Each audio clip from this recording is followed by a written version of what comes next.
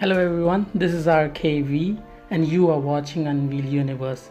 The unpacking of Samsung Galaxy S9 is only 3 days away and the leaks, rumors hasn't been stopped till yet. More and more leaks are coming from different sources.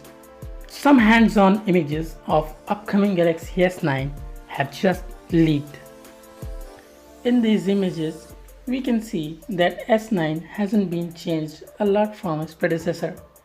The front of the S9 is way too similar to that of S8. Rather, it focuses more on camera and the processing power. The back of the phone looks a bit different as the fingerprint sensor has been placed just below the camera lens.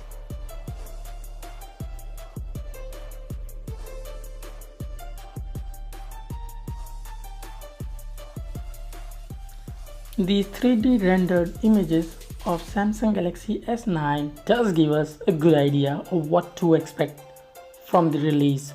According to XDA developers, Samsung will use augmented reality to show its S9 at MWC. Tell me what do you think about these rendered images in the comment section below. That's all for today and I'll see you tomorrow. Peace out. Subscribe to our channel for latest tech videos and hit the bell icon to get all our notifications.